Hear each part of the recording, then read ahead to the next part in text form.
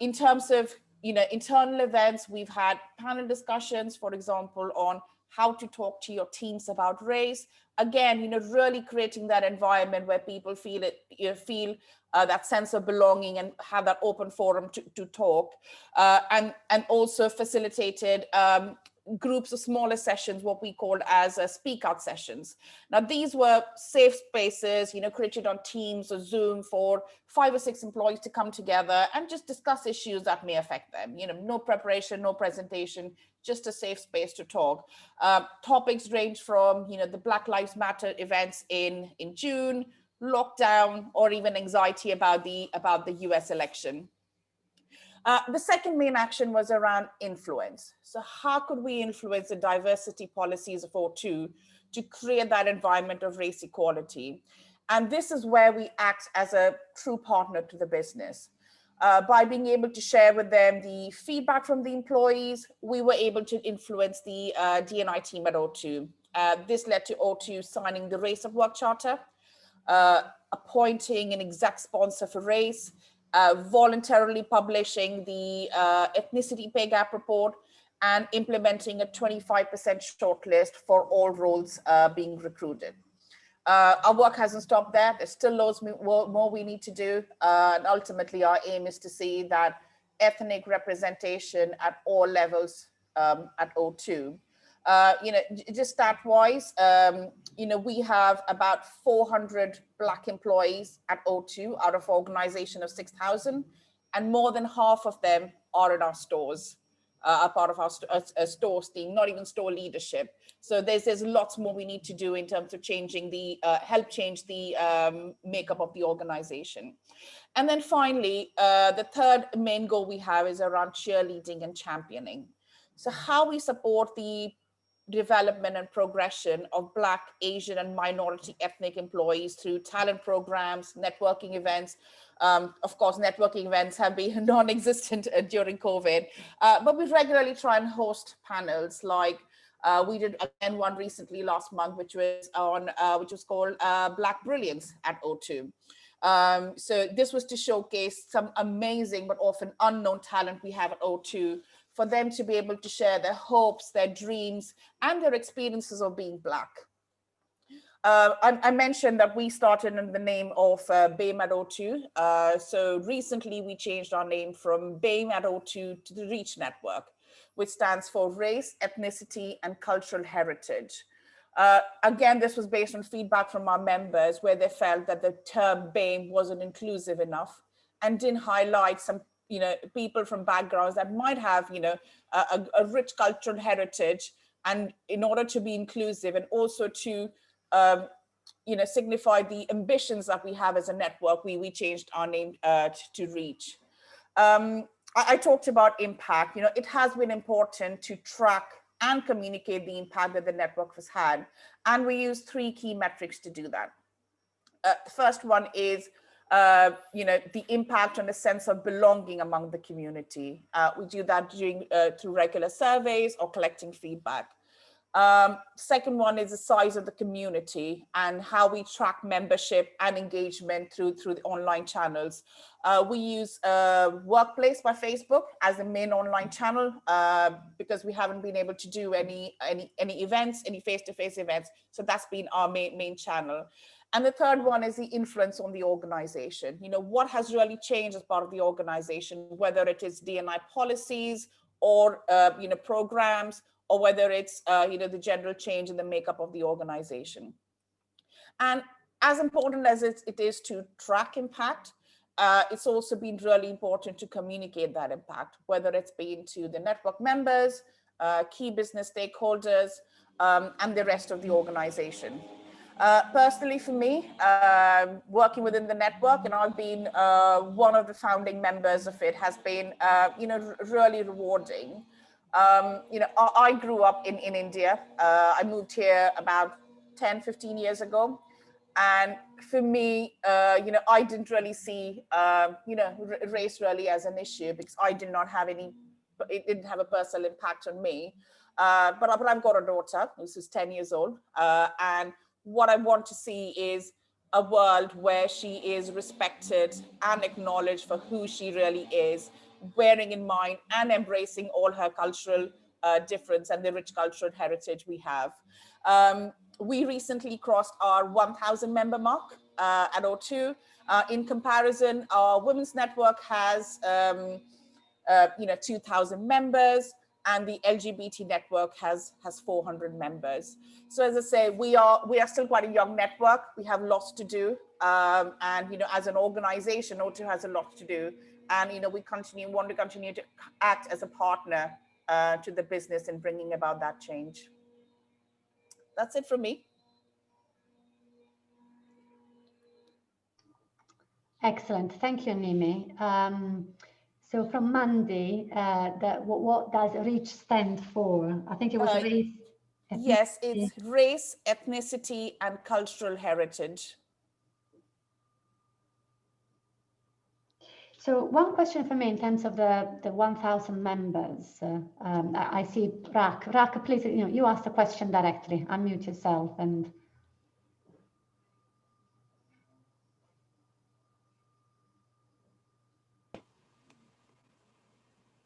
Oops. It's gone. Are you there, Rak? What has happened? Yes, we can see you. You're back. That dreaded mute button. You think after 8 months we'd get the hang of it, but sorry. You mentioned you had 1,000 members. Is there a core group that leads the network? Yes, so I mentioned we have a group of volunteers who organize events and help facilitate all that happens in the network. So we have a group of about 10 employees who do this, do this regularly.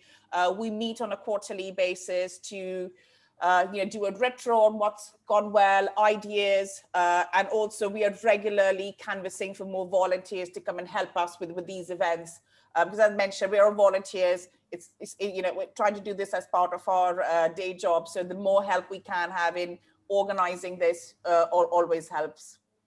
Okay, excellent. And the members are more like ambassadors, champions for the business, Ambassadors, is that right? yes. Yeah. So we have a group of what we call as ambassadors in stores. So, we have about 400 stores, and the store population is, again, an audience that we want to continue to engage. And, people who are on the shop floor don't have time to go to the online channels. Therefore, that's where we have a group of people, what we call as store ambassadors, who are there communicating any events or anything that's happening with the network to keep them engaged.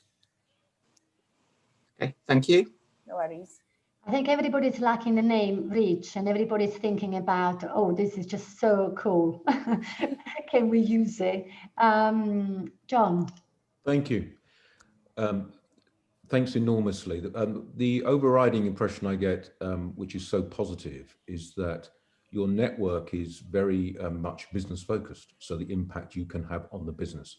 And so many employee networks are not business focused, they're just networks and they're very important to provide support to the community, but you've gone beyond that and setting metrics of success and measuring those and communicating those, I think is brilliant. I think the way you do that, I think is excellent. So I congratulate on that. I'm sure that's got a big part of the impact. My question to you is, do you have any white members as part of the network? And are they, if you do, which you obviously do, are they beyond the traveling community, etc.? I mean, are they people that look like me and may well be called by others that don't look like me privileged? Absolutely. So out of our 1,000 members, I would say about 30% of them are people who don't belong to any marginalized group. And that was another reason for us to change the name of the network, because it wasn't just for BAME people. It was, we realized early on that it was important for us to have allies as part of our network who can help support and offer solidarity. So, that's what the network is open for everyone. And we, in terms of active participation, we have quite a few, white members who actively participate in the network and share, their knowledge and also talk about the network to other white colleagues, inviting them to join. So that's why it's been really positive. And again, another reason why we decided to change the name of the network to be more inclusive. That's excellent. Thank you. Thank you. Sabiha, do you want to ask your question? Yeah, I think just a couple from me. The first is, how do you work with your other networks as well? And have you got a collaborative approach? So at Costa, we fall under kind of an everyone umbrella, and within that we've got our Shine network, which is LGBTQ, and we've got our mental health awareness network and our cultural diversity network. And actually we're trying to kind of push it and try and work with each other to help each other's agenda. But also, so that's a question. But also another one is, how do you push this forward with your exec and getting them on board? Because we set it up very much us pushing it, and now we're almost getting the exec engaged and we're starting to meet almost 50-50. But it's, how do you keep that conversation always going as well? Because 1,000 members is amazing, yeah. Yeah, and that's happened only recently. You know, at the beginning of the year where we were 600 members. So a lot of the actions that we took during the Black Lives Matter event and creating that safe space really helped in the engagement of our group. We also have an amazing group of volunteers who, you know, work night and day to make sure that, you know, everything we post, anything we do on the network is really engaging. In terms of the, working with the other networks, I mentioned we've got the Women's Network and we've got the LGBT Network. Amongst the networks, we have, we have a shared understanding around intersectionality. So, you know, I'm a woman, but I'm also Indian. So I'm a member of the Women's Network. And, you know, bringing to fore some of those intersectionality issues has really helped. So that way we worked really well. Also acknowledging the fact that, you know, there is a limited budget, limited resources that the organization has. Therefore, joining forces and collaborating with the networks has been really a need rather than a desire to make those resources, you know, go really forward. I mentioned, you talked about, you know, exec engagement and working with the business. As I said earlier, it wasn't easy. You know, we really had to convince the board, our CEO and our HR director that a race network was needed. At O2, you know, the gender diversity had always been the key issue that the business was championing, striving towards more than a 50-50 board. I wouldn't say we're completely there. There is an understanding that, you know, this is not something that can be ignored or nice to have. And unfortunately, O2 being the customer-led organization that it is, has also realized that we need to be representative of our customers and therefore bring those ideas. And, you know, it's not just the execs, it's about working, say, with our marketing team as well. You know, when they're talking about advertising campaigns or when they're thinking about, you know, social media posts, you know, at times they will come to us for counsel and say, does this look right? Do you think that would be a problem? Again, that highlights the need and has started highlighting the need to the business that the teams that are making those decisions need to be diverse to be able to understand all these issues. So yeah. It's as I said, we just started. There's loads more to do, but I'm hopeful that we'll get there one day. And then just on that as well, yeah, as you mentioned, you're very like business focused, and actually, what is the? I mean, I always say there's a moral duty, but also there's a commercial benefit as well. How did you get your metric? Did you do your own independent research? I think because that's actually an idea I'd like to steal. But did you find some reports online where it shows the benefits of having a culturally diverse employee base? Yes, so a lot of it was online research that had already been published. We also spoke to other organizations who are doing it really well. And one of the things I did mention was around the data and the metrics. Therefore, over the course of last year, we've really pushed for ethnicity disclosure. So, as part of being an employee, you don't really have to disclose their ethnicity, but we were really keen to have that data to understand the makeup of the organization and how it's really changing. And I think that's the bit that has really helped by being business focused and really showing those benefits to the organization and what it could really mean to be a diverse organization has really helped. Also early on, we really realized that, in order to be successful, we had to play the game of the business, trying to go against the organization and, have that activist mentality, which I know some networks end up happening, hasn't really been successful. Therefore, we always call ourselves as a partner to the business, a partner that will help the business be more successful. Therefore, I would say we've had a lot of support from the business as well. Perfect. I'm conscious there are other people that want to ask questions, but if we have time, can I ask one more at the end? Okay, thank you, Sabia. Mandy, you had a question. Hi, Nimi. It's great to see someone from O2. I had many summer jobs there. I actually live right opposite the head office, so it's nice to meet someone who meet someone who's worked at O2 and also understands what the culture was like 20 years ago, let alone what it's moved to today. My question is, obviously, given the year that 2020 has been, in I guess in telecoms, it's very different to hospitality. You know, our industry's really been hit hard this year, and I've had a lot of time to reflect on our race and ethnicity agenda, and I'm totally nickling the name Reach, by the way. It's brilliant, ingenious. The bit that actually struck me was, how can I engage a group of people who are so feeling disempowered, I'd imagine, right now. They've lost so many members of their teams, you know, their Pizza Express family, you know, they're struggling, you know, and I was thinking about posts I could put up on our intranet, you know, to engage people as we enter Christmas. But the fact that you guys, you know, had these groups that, you know, were able to put together a conversation and I guess facilitate conversations around Black Lives Matter's US election really affected me. I didn't expect it to affect me the way it did, but it did. And I can't imagine how many of my peers felt that way. You know, how can we pick this up now and box it up for 2020 and roll it out to remind our teams that they matter and their experiences matter? I mean, I'm struggling. I really love what you've done, but I don't know how I can bring it to a business that's been hit so hard in 2020 and how I'm going to open up with a pioneering spirit in 2021. I'm not sure how I can do it. I want to do it. I absolutely stand behind it, but I'm not sure how. I mean, how did you approach it in the first place? I guess, you know, as you say, you know, 2020 has been a horrific year. You know, while we haven't been as affected as the hospitality and travel industry, you know, it has had some impact. You know, there are people who have been personally affected by coronavirus because, you know, because of their family members or friends or whoever or someone they know.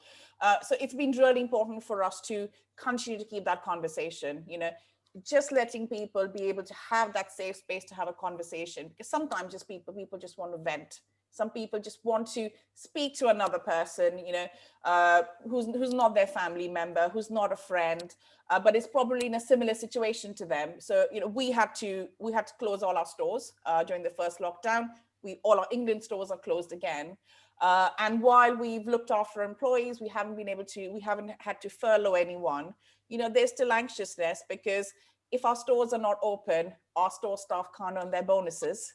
And, you know, that really affects them. So, you know, we continue to talk to them, you know, even if it's not an agenda around race, it's just people would just like to have that conversation. And I think that's something that I would encourage, that, you know, we do more and more. I mean, we had one 2 weeks ago on the where people had, you know, when lockdown had just started, the second lockdown had just started, and there was this anxiety about the US election, and people just came on here, and, you know, it was just that support that we were offering each other by just being able to talk about it. Okay. That really helped. I guess it's being brave enough to start the conversation, irrespective of what it's going to. Yeah. What you're going to receive. Okay, thank you. We were really nervous as well of starting this conversation around, you know, the BLM events, because I'm not Black, my co-chair isn't Black. And we felt, is it right for us to start that conversation, even though it affected everyone, but it because we're not Black. And we said, you know what, let's try it. If it doesn't work, we won't need to do it again. And what we found was there was so much overarching support from people to do it. We ended up running 4 different events just to keep those groups small. Thank you. Thank you, Nimi. Annabelle, you had a question. Hello, you're probably all wondering who I am. I am here instead of Claire from Nando's. So it's really nice to be here. It's really nice to meet you all, although virtually. I know that you've been meeting for a while, so it's nice to be involved. I'm new on the our kind of inclusion and diversity team, so I'm really looking forward to getting stuck in. I just had a question before. You mentioned around how data is really, really important, and how obviously with gender we've had the data, and so when the reporting came out, it was easy to, you know, gather the data and then start from there. Whereas with ethnicity, not as many companies have the data already there. So for us, the starting point is to try and increase reporting rates. So I just wondered if you had any tips on how you did that, how to engage with people, because we're finding that we are going out with a message, but how do we land it with people? How do we encourage people? We appreciate there's lots going on, like you just mentioned. So how do we really get people bought in and engaged? So I think for us, this was a campaign over 2 years to get our ethnicity disclosure rates up to a point where it was, you know, the data was meaningful enough for us to be able to report on it and publish the ethnicity pay gap report. Firstly, it was about making it easy and showing how easy it was to update your ethnicity on you know, whatever HR system you might be using. And then secondly, it was the whole thing around communicating the benefits and why we're doing it. Because there was initially some pushback on what are you going to use this data for? Can my manager see it? And being really clear and open with them to say why we needed the data. And unless we had the data, we wouldn't be able to measure any progress. And at the same time, also reassuring them that that data would be anonymized and it would be visible to anyone except the HR team or the team that was, you know, pulling that data. So it won't happen overnight. It just needs consistent campaigning and communication in order to do that. We are now at a point where I would say we have about 80% ethnicity disclosure rate, while and as I said, that's taken some time to get us there, but now we're at that point where we can actually start measuring that data, because 80% is good enough to do that. Thank you, that's really helpful. Thank you, Nimi. If you felt comfortable sharing some of the comms that you might have done over, you know, the last few months and couple of years, that would be great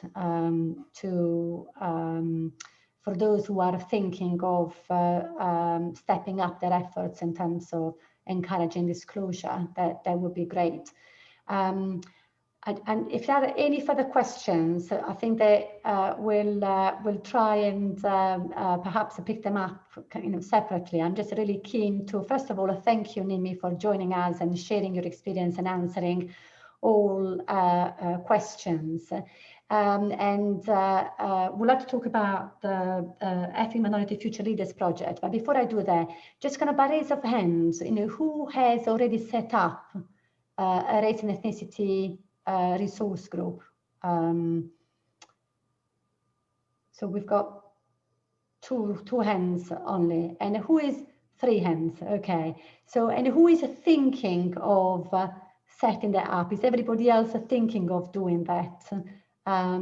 Okay, so there is certainly an interest in that. So for those that have already set one up, might be good for you then next time around just to share your experience of doing that, and so that we can get people to benefit from that as well. Nimi, please stay with us until the end of the session. We've got half an hour. We've got some great things to talk about that the collaboration community has been working on. And I would like to talk about the Ethnic Minority Future Leaders project. I'm going to try and let me just share my screen. Can everybody see the screen? Yeah, excellent. So I'm just going to do the slideshow from here if I can.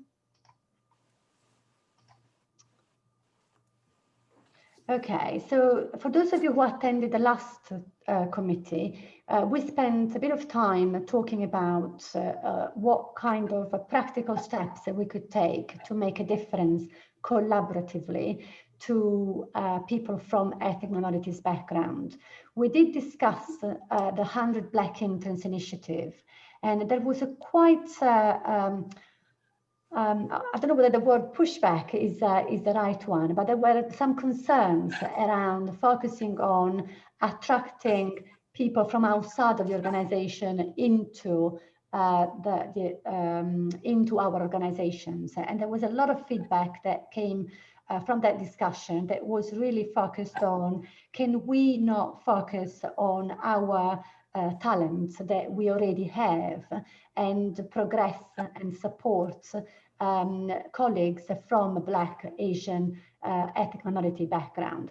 So we decided to set up a subgroup that has been making some terrific progress on this initiative. And we have summarized the objectives of this program as a desire to wanting to improve representation of ethnic minorities employees and support their progression into more senior roles across HTL, using the power of our community to create something that is specific to hospitality, travel, and leisure, investing in creating race advocates, race allies, and sponsors, and support the creation of a truly inclusive culture, showing that we are committed to change, we are committed to supporting and investing in people from ethnic minorities. And really, for all those that have signed already the BITC Race at Work Charter, take action on one of the 5 commitments outlined in the Charter. As a reminder, these are all the companies that in our sector have signed the Charter. So we thought it would be great to start involving these organizations in this specific initiative as a starting point.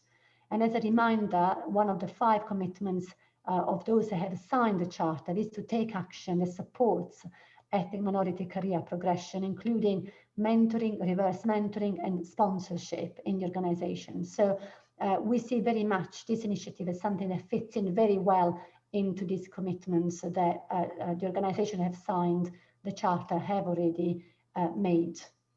So this is a high level. The program will include, and we'll talk about this in a little bit more detail, and I will ask Janet and Christina to help me take you through this program. So the program will have virtual roundtables. There will be sessions on navigating career progression in HTL, action learning, development tools, reverse mentoring, and sponsorship. The plan is that the program will take place from January to June 2021. There will be on average 2 sessions per month. We will start a kickoff and then we'll have a graduation event and the chance to join a peer-led alumni network. There will also be modules for line managers of the employees that will have been nominated to participate in the program. If we can get everything lined up, we're going to kick this off, launch this at the HR Leaders Steering Group at the end of this month, and at the Advisory Board meeting on the 1st of December, and give people a chance to nominate colleagues from within their own organizations. Cost, this is a kind of a ballpark figure. It might be less, or it might even be completely free if we're able to secure sponsorship, which we are actively working on. So, but otherwise there will be a cost to put together this 6 months program. We aim to have a first cohort of 20 to 30 future leaders, as I said, starting with employees from companies that have signed the Race at Work Charter, but we will open it up to all in hospitality, travel, and leisure. For the next slide, I will ask Janet if you can help go into a little bit more detail. Morning, everyone. I'm Janet. I'm head of D&I at Whitbread, for those of you that haven't met me before. What we've tried to do, and it'd be interesting to know if this answers some of the questions that are going around in your mind or not. You know, when you're designing something and you get so into the detail that it's hard to kind of step away and think about what questions other people might have. So I guess my ask on this slide is if it doesn't answer some of your questions, it would be interesting to know what other questions you've got. What we tried to put together is just some simple guidance for HR leaders on this. So first of all, who is the programme aimed at? We've had a lot of discussions about this, and obviously we all have different grading and banding systems within our various organisations, and we want to give all of you as HR leaders, and for those of you who don't work in HR, the HR leaders in your organisations, enough flex to make the right decision. But we want this programme is aimed at ethnic minorities who are highly motivated, show great potential, and demonstrate leadership behaviours. They might not necessarily occupy positions of authority or management right now, but their next level will be a middle manager level. So I'm hoping that, and we've had a lot of discussions about this, so it is interesting to see if that lands in terms of helping give guidance, but not being too dictatorial about who this programme is aimed at. Like Tia said, it's 6 months in length, and I think there's an additional slide that demonstrates the fantastic structure of this programme, which is really exciting. In terms of nominating, we're asking each company to do their own nominating, and we'd like each company to look internally for individuals who self-identify as an ethnic minority, aspire to be in a more senior role, love the sector that we all love and that we're all here for, and that they're curious, they love learning and developing themselves, because there's a lot of research around potential shows actually growth mindset or curiosity is central and core to that, and arguably in some research papers the only thing that you need. As a guidance, they also need to be past their probationary period. We're not looking at length of service, but actually be past their probationary period. Considered to be performing in role. We're not anchoring into a specific, high performing or a particular performance rating. The essence of this is that if they were underperforming, they've probably got other things they should be focusing on rather than a future leaders programme. And they can be based anywhere. I guess that's one of the beauties of being in this COVID world where we're all virtual. They could be based anywhere for those of you who do run international businesses, but they need to be able to attend GMT scheduled webinars and learning sessions online. I'll just skip the next couple of parts because Tia's talked about the costs already. We're looking at a couple of people per company really, and I guess those that like Whitbread who have signed the Race at Work Charter, this is a great way to help bring part of that charter to life. And then Christina has done some fantastic work around online application forms that allow the process of confirming an individual's place. On the side, there's just some information around the role of the line manager. As we all know, the role of the line manager is crucial. And actually, the fantastic thing about this programme is that there are sessions built in for the line manager as part of the programme as well, which is amazing. I guess the watch out, and having run this type of programme in organisations in the past, is that during a 6-month programme, individuals will have changes of line manager, and it's important that HR leaders are thoughtful about that to give the individuals the right level of support.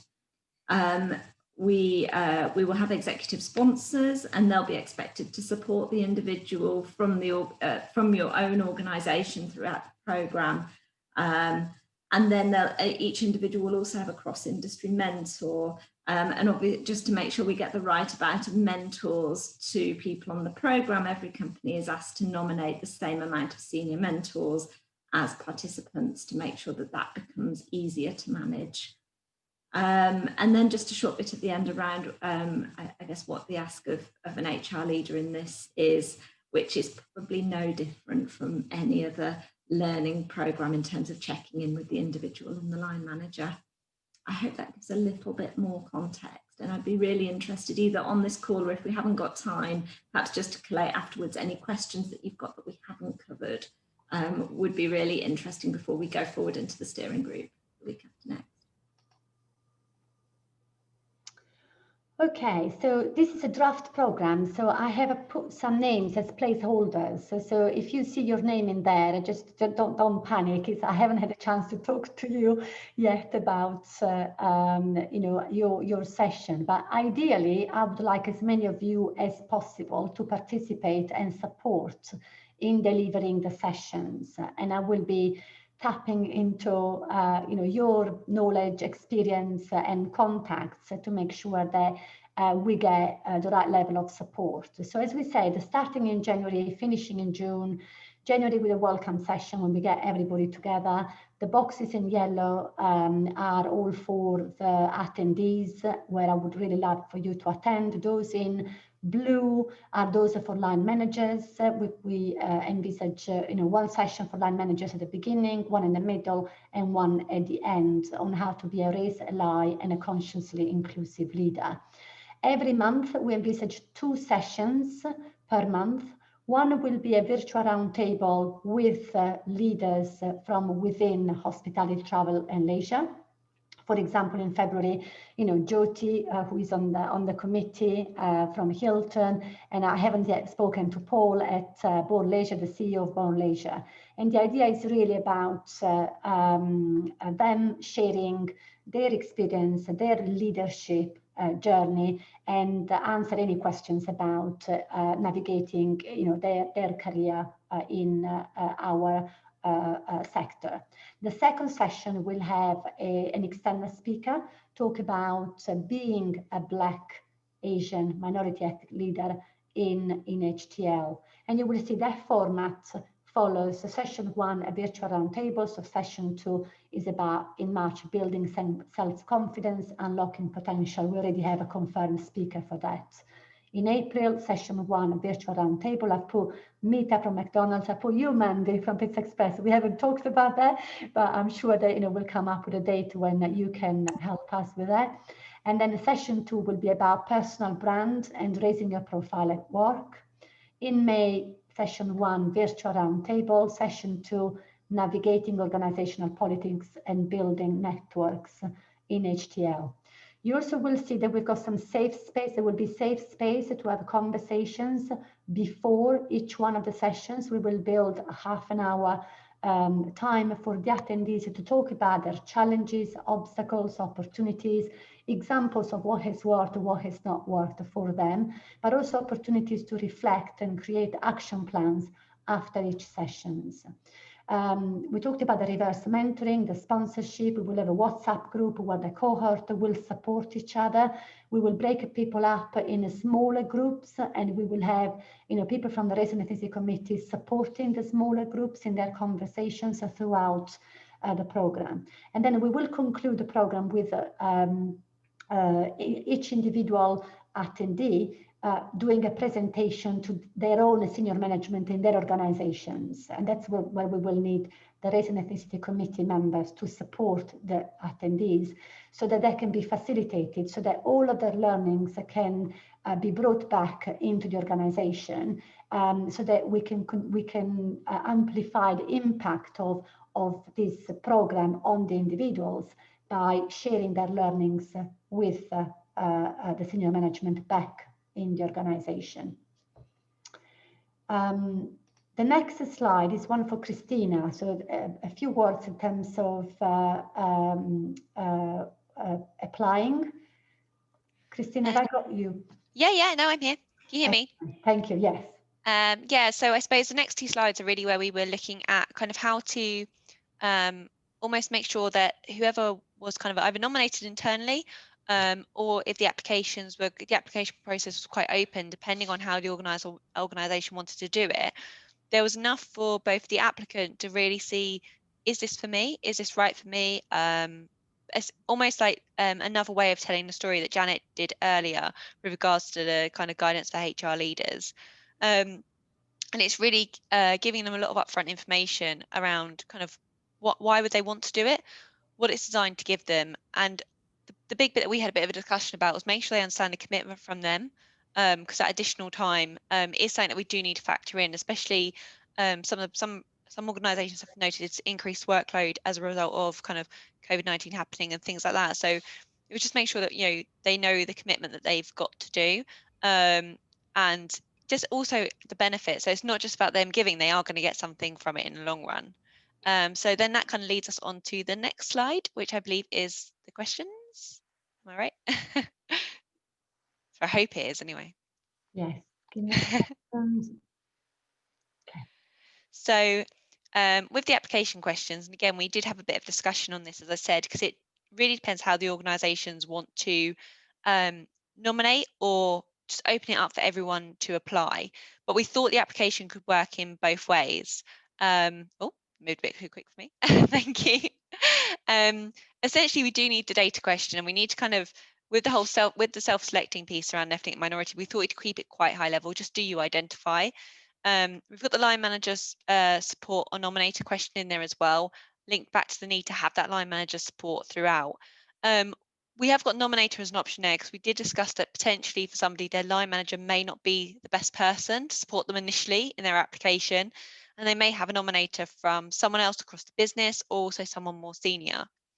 The next section where we're finding out a bit more about the person is really where we're drawing on the piece that Janet alluded to around where is that curiosity, that love for the industry, that growth mindset, where can we really pull that through with just some really short answers, looking at what they love most about it, but also the biggest opportunity for that kind of future thinking, as well as their own career ambition. And then the last section is around why this program, you know, why do they want to take part? How is it going to help them in their career journey? Again, joining up with their own future ambition. And also just the last one around that kind of cross-industry mentor. What corporate function would they like to gain more experience or understanding? So again, we can make sure that that we, as much as possible, we can kind of make sure that that actually happens. So again, I don't know if we've got time for questions, or if, yeah, we want to kind of collate them afterwards, whichever kind of works. So we've got more slides here in terms of The landing page, yeah. Landing page that Christina has worked on in terms of details on the reverse mentoring, details on sponsorship. So we really thought about how to make sure that we have you know, thought about all possible angles. So I was trying to do two things at the same time, which was a type an answer for Patsy at the same time as you were presenting. So apologies. That's cool. Skipping things. I was trying to do that. So Patsy, yes, we will share these slides and presentation with everybody. We're still, as you've seen, we have a number of things that are not completely finalized, like, you know, all of the speakers and the dates and all of that. Yeah. That's the work that we are still putting into place, you know, as we speak, on an ongoing basis.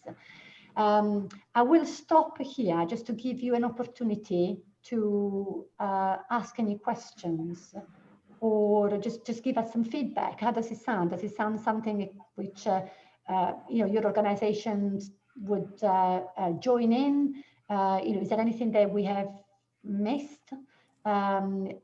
Just open for some comments from anybody, really. I'm just going to say, I think it's a great program. It looks really, really good. I'm just wondering how, if businesses, so for example, we have a leadership program at Bourne. We have what we call our Grow To program. So we have Grow To GM, we've got Grow To team leader. So if, you know, we've got something like that already, it's aligning the two, isn't it? And kind of joining them up. And if businesses already have a similar program, it's, how do you then decide to put somebody on this program? Obviously, specifically around team members who are of ethnic minority, that I could see is the main difference, really. So that would be my only observation, really. Yeah, and the second difference is that this is a cross-industry program, so that people will be sitting with colleagues from within the wider industry, and they will be exposed to role models and senior executives from across the industry. So the program that you will have is probably a program that is for your own employees within Bourne Leisure. It is in-house, yeah. It's in-house, while this one is a cross-industry. And so you're learning from each other and being matched with mentors from within the industry, and creating a community of future leaders from ethnic minorities background within hospitality, travel and leisure. So I think this is a kind of a joint effort, it's a collaborative effort, and it's the opportunity to be exposed to experiences of our colleagues from within the broader industry. That's great. One question. I think this is great. Can I ask if the cost makes it prohibitive at all? I'm just mindful of post-COVID budgets and things like that, and whether there's any guidance that any of you would give before we move into the wider HR group in a couple of weeks, or anything from your organisation's perspective about, is it that it's a complete no-go because there's a cost? Is it that it would be instead of something else internally because there's a cost to look at how we position that? Or is it actually that it's fine within a different range of businesses? I'd personally be interested to hear any thoughts on that. Janet, I think from like when I contacted Taya actually nominating someone already for this, I actually said if I had to, I'd pay for it myself because I believe in the programme. I know it would be really cheeky for me to go and ask for £2,000 when we're restructuring the business for the second time. And as we, I just don't know how it will land. And given that my boss is an accountant, probably not very well. So I just think we need to, be realistic about the cost and whether we use this first cohort as a pioneering exercise.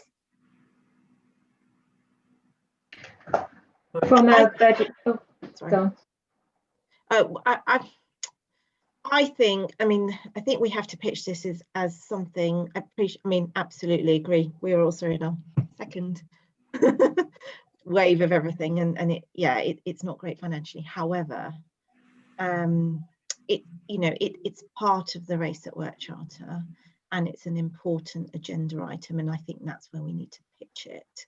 The conversations I've had, a bit different, easy for me to allocate money because I work in finance, this is really important and we need to find the money. And in the scheme of things, because we're talking about 1 or 2 people, we're not talking about 10 people per organisation. So it might be worth maybe not making it. I don't know. It depends, I guess, how much we think it's going to cost in the end. But maybe 1 or 1.5 or something. So it just sounds less awful than because actually £1,000. That's really in the scheme of the budgets of our organisations, it's not massive. It's not a lot of money. My comment would be from Virgin Atlantic and from kind of other airlines, the internal and external spend on training has reduced quite significantly. So our expenditure is down to like essential spend only during this time. So I think the programme itself demonstrates great value because actually having that cross-organisational view and investment for our up and coming individuals, I think is really important.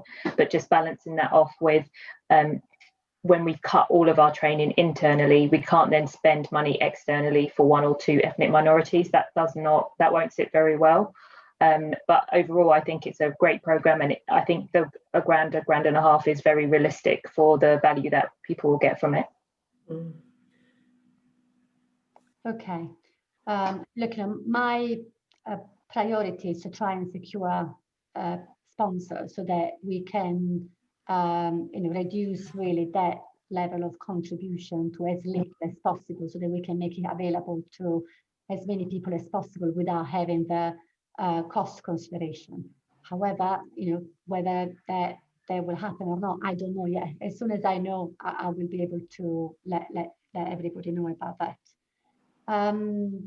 Okay, just conscious of time, I will finish off with the highlighting to everybody the 10,000 Black Interns initiative. This is really about focusing on having Black interns for a 6 weeks period and committing to paying a list, for London-based role, London minimum living wage.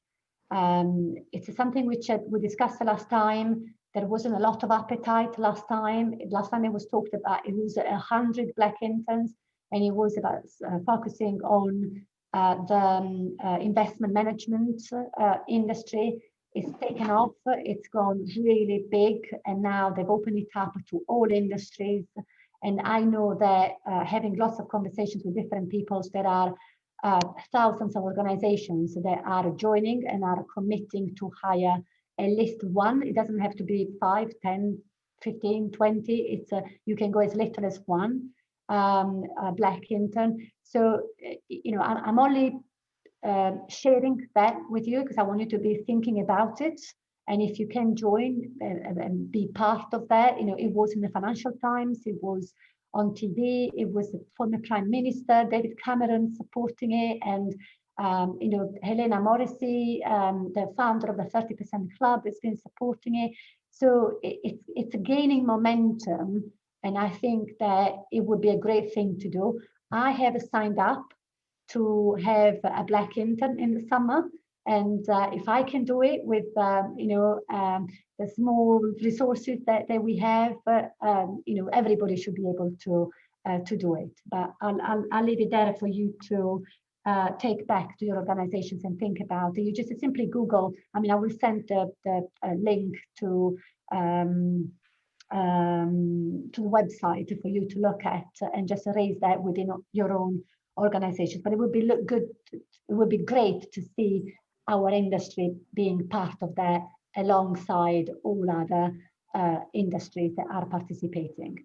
I sit, as some of you know, on the board of Watches of Switzerland Group PLC, and I had a conversation yesterday with a group HR director, and she had signed up to have 1 or 2. So everybody can find a little bit of budget to get a black intern and give somebody an opportunity to get experience in our industry.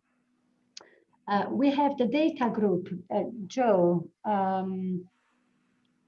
I'll just be very quick because I'm conscious of time. So we have the data group, and for those of you asking questions about disclosure rates, we had a big conversation about that. So I'll share it out after the meeting, but to let you know, it ranged from 12% to 80%. And there was a real, it came through the themes. There was a difference between site and office based, with site based having more disclosure than office, but we'll send that out. And also HR Data Hub have completed their survey of 300 companies and their approach to ethnicity pay gap reporting. So we'll send you the link for that as well. I would say data. We all know the importance of data. So if you do not have a representation in the data group from your company, please let's get that included. I'll send out the list of companies that are represented. We've got 15 at the moment. And the only other quick thing I wanted to say is we did have originally, when we started the committee, moving on to the other work streams. I know a couple of you have reached out to me and said, are we doing the groups? How are we doing that? And the data group and the EMFL have kind of taken over a little bit, in honesty, but we still have other topics we want to get to. But I think having 6 is too many. So I will send out to the group and say, look, here are the remaining groups. What is the consensus of the committee? I think another 2 to focus on, if you think data, the leadership program, and maybe 2 others, and we will get that sorted. So it hasn't been forgotten, and I'll reach out after the meeting. And that's, so thank you. Excellent. So we are 11:30, bang on time, but before I let you go, is there anything else that you would like to ask or share, any feedback, even if it is just, if you can put that in the chat, if it's the quicker, any thoughts, reflections, just let us know. Did it work? Did it not today?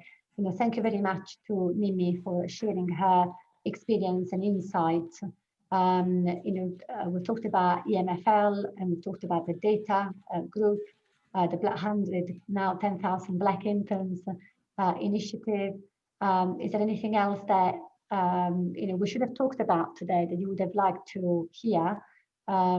Just very quickly. Taya, if I can really quickly say, I mean, thank you for allowing me to be participate in this. And I think a short report back to the advisory board colleagues, I think would be really important. I've been very impressed with the progress that's been made, and I think that the advisory board having that next level of detail. The last time I think it was very high level, Taya, and I think that next level of detail will be really powerful to get those board members on board as well. Okay, thank you. All right, any feedback, any other thoughts, please do share. Otherwise, I'll see the full committee. I think it's in January, we've got our next session, but we will progress things and share with you the work, the great work that the group is doing on the EMFL program, and hopefully all of the organizations will participate. We will confirm costs. Promise you, trying everything to get that cost down, and perhaps even eliminate that if we can find the right level of sponsorship. But have a lovely rest of the day. The sun is shining. Lovely afternoon and weekend. And let's keep positive. Throughout the whole gloom and doom of lockdown. Let's keep smiling. Thank you very much. Lovely to see you all. Thank you. Thank you. Thank you.